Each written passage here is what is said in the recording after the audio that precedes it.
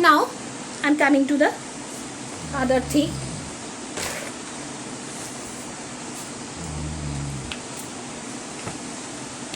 Third part of the poem.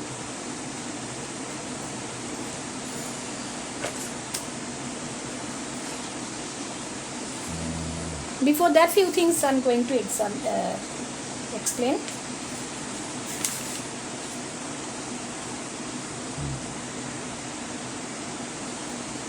Silent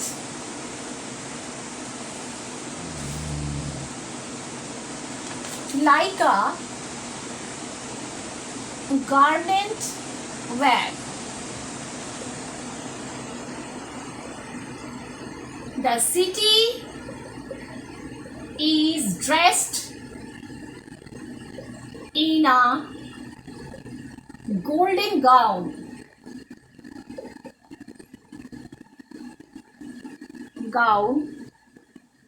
Or the poet has considered the city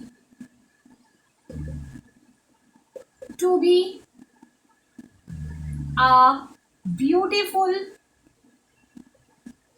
lady wearing golden gown. Okay, so here the poet has considered the city as the lady wearing has considered the city to be a beautiful lady wearing golden gown. So, or in other words, the poet has personified the city of London.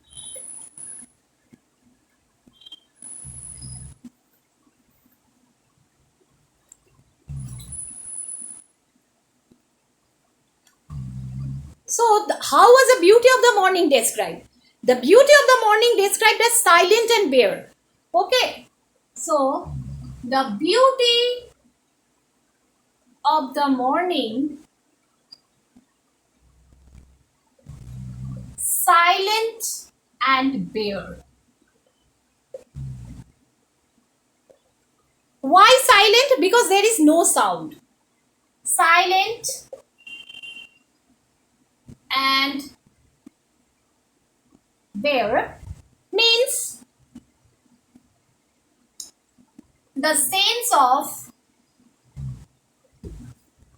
quiet and peace. The sense of quiet and peace and of being uncluttered. Okay, so there. So now I will start the poem. One thing that you can understand, that when William Wordsworth, being accompanied by his sister Dorothy, they were crossing the Westminster Bridge, which is built right over the River of Thames of London.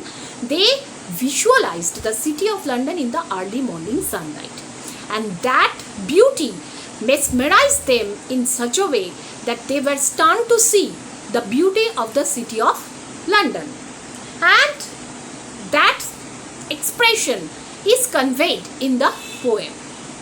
So I am coming to the first stanza. Earth has not anything to show more fair. Dull would he be of soul who could pass by, a sight so touching in its majesty. Now the first three lines I am coming.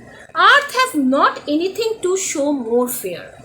So all the world around, the earth means the world, has shown him the most beautiful sight ever. That is the sight of the city of London in the early morning sunlight. And earth has not anything to show more fair. So the poet establishes the city of London as the best on earth. So he points out that there is nothing for earth to show him more beautiful than the sunlit city of London. Dull would he be of soul who could pass by a sight so touching in its majesty. Dull means a person who is devoid of any kind of sensation, who does not have any sensation. So that person may just overlook the beauty and can pass by because he does not care how much beautiful is the city of London may be. So that person is insensitive to the majestic beauty of London and he just passes by. So the poet also considers that person's soul to be also dull.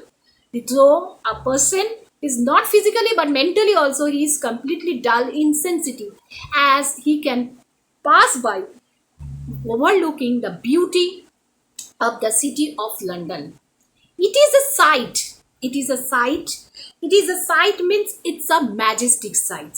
Touching its majesty means it is at the height of its majesty. Why it is can be considered as a majestic sight? Because it is compared to the royalty. And why royal? Because the golden sunlight, sometimes you will see that gold is a very precious metals symbolizing royal power. So here gold symbolizes what? The royalty, the majestic sight, and that beautiful sight which has touched the height of its beauty, it's considered is considered to be the most precious at that time and the most beautiful at that point of time. But the person who could overlook and go away, he is considered to be the dull of soul. Thus this city now doth like a garment wear, the beauty of the morning silent and bare. So the poet, according to the poet, this city means the city of London at that time is wearing a garment. Garment means he has personified. It seems the lady or it seems that the city is compared to a lady, a beautiful lady who is wearing a garment or who is wearing a golden garment. And the beauty of the morning, at that point of time, no fog could be seen, no smoke is there, totally uncluttered, means uncluttered air can be visible, and the beauty of morning is just at its peak in that particular time. So, few things I want to write it down, like to show more fair.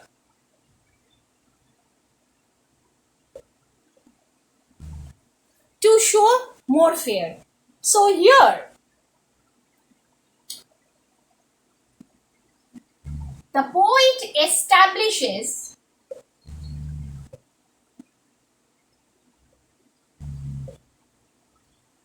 the city of London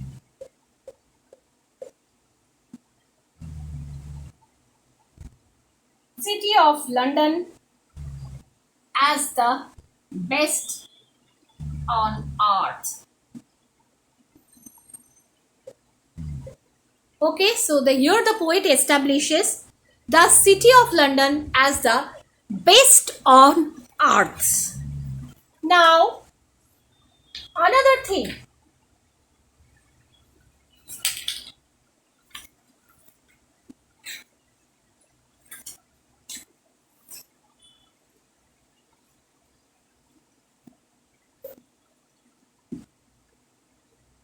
Dull of soul,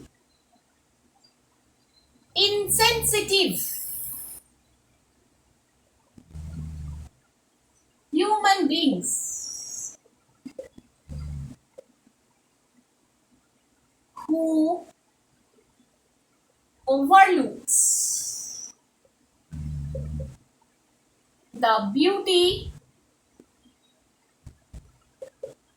of the city of London. So, this dull. Another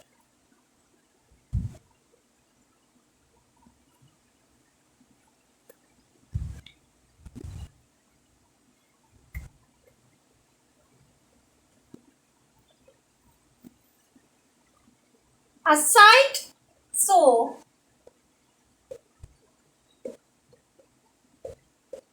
touching its majesty means a glorious sight. A glorious sight absorbing. A glorious sight absorbing or moving a human being.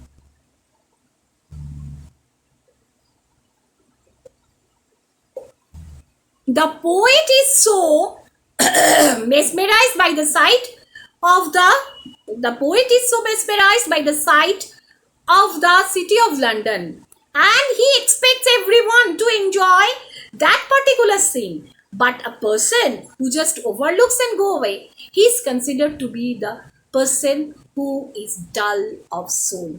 Means he has no feelings, he is insensitive, he is just considered to be a person with lack of interest.